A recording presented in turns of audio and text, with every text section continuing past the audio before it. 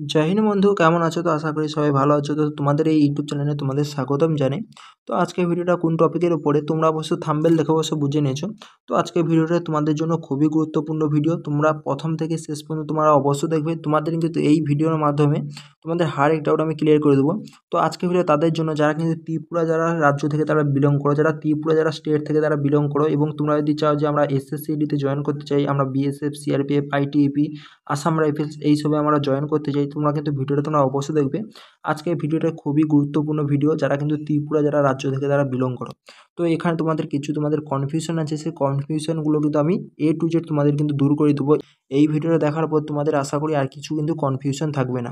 তো সব থেকে তো প্রথম কথা যে আমাদের ত্রিপুরা রাজ্যে যে এবারে আমার কাট অফ গেছে, তো ফিজিক্যাল কাট অফ কিন্তু অনেকটাই কিন্তু আমাদের হাই কিন্তু গিয়েছে। তোমরা ভালো করেই তোমরা জানো, ঠিক আছে।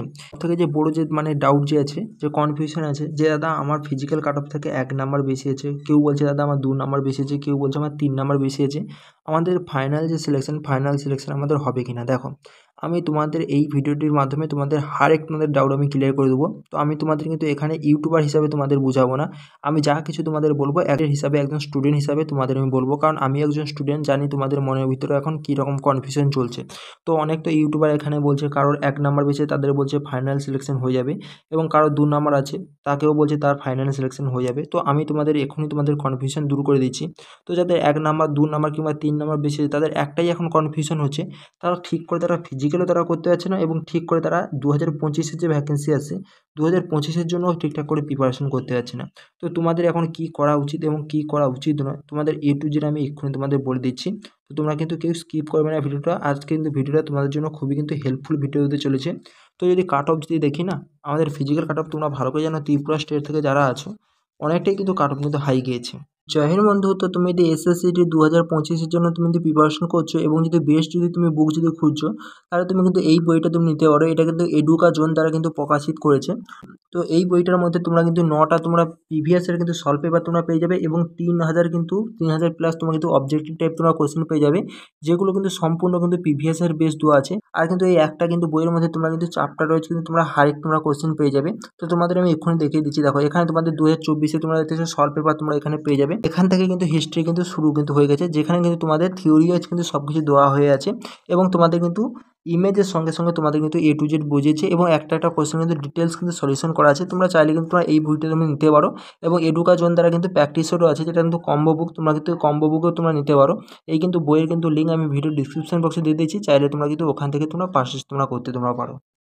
তো এবার আসি আমি কাট অফের নিয়ে। তো ত্রিপুরা তোমরা কাট অফ তোমরা দেখতে পাচ্ছ, তো ত্রিপুরার কাট অফ কিন্তু আমাদের এখান থেকে কিন্তু শুরু হয়েছে, তোমরা দেখতে পাচ্ছ এখান থেকে কিন্তু শুরু হয়েছে, এখান পর্যন্ত কিন্তু আমাদের কাট অফ। তো এবার কিন্তু আমাদের ফিজিক্যাল কাট অফ কিন্তু অনেকটা হাই গেছে, তোমরাও ভালো করে যাবে। বর্ডার ডিস্ট্রিক্ট আছে 40 গেছে, এবং যারা বিশেষ করে যারা ওবিসি যারা ক্যান্ডিডেট আছে, দেখতে পাচ্ছ ওবিসি কিন্তু ক্যান্ডিডেট অনেকটাই কিন্তু হাই গেছে, 103-এ কিন্তু এখানে কাট অফ গেছে। তো রেড জোন তোমরা মানতে পারো। তো তারপরে দেখতে পাচ্ছ এখানে এসিদের কিন্তু এখানে 58-তে গেছে। তো তোমরা কাট অফগুলো তোমরা দেখে নাও, আশা করি তোমরা সবাই জানো, ঠিক আছে। এখানে যদি জেনারেল ডিস্ট্রিক্ট যদি ওবিসি যদি দেখো, এখানে 99-তে গেছে, জেনারেল ডিস্ট্রিক্ট ইডাব্লিউএস 40-এ।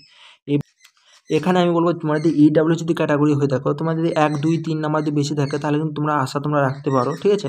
কারণ এখানে কিন্তু ইডাব্লিউএস কিন্তু খুবই কম কাট অফ যাবে। তো আগের বারেও কম কাট অফ গিয়েছিলো, এবারে কিন্তু কম কাট অফ আশা করি যাবে, ঠিক আছে। তো তাছাড়া যারা আদার্স যারা ক্যাটাগরি আছে, তাদেরকে দেখো এখনও পর্যন্ত ফাইনাল কাট অফ কত যাবে কেউ কিন্তু বলতে পারবে না। তো এখানে যদি ফিজিক্যাল যদি বেশি যদি স্টুডেন্ট যদি পাস যদি করে, অবভিয়াসলি কাট অফ কিন্তু অনেকটা হাই যাবে, ঠিক আছে। এবং মেডিকেলে যদি বেশি স্টুডেন্ট যদি পাস যদি করে, তাহলে ফাইনাল কাট অফ অনেকটাই কিন্তু বেশি যাবে। তো এখানে কিন্তু ফাইনাল কাট অফ কিন্তু ডিসাইড করবে সম্পূর্ণ কিন্তু ফিজিক্যাল এবং মেডিকেলের উপর, ঠিক আছে। তো ফিজিক্যালে যদি বেশি যদি স্টুডেন্ট পাস করে, তাহলে মেডিকেল যে কাট অফ ইনক্রিজ হয়ে আসবে, অনেকটা বেশি হয়ে আসবে, এবং মেডিকেলে যদি 2 গুণা ডাকবে, তো 2 গুণা দেখা গেলো ওখানে 1.5 গুণা কিন্তু স্টুডেন্ট এখানে পাস করে গেলো মেডিকেলে।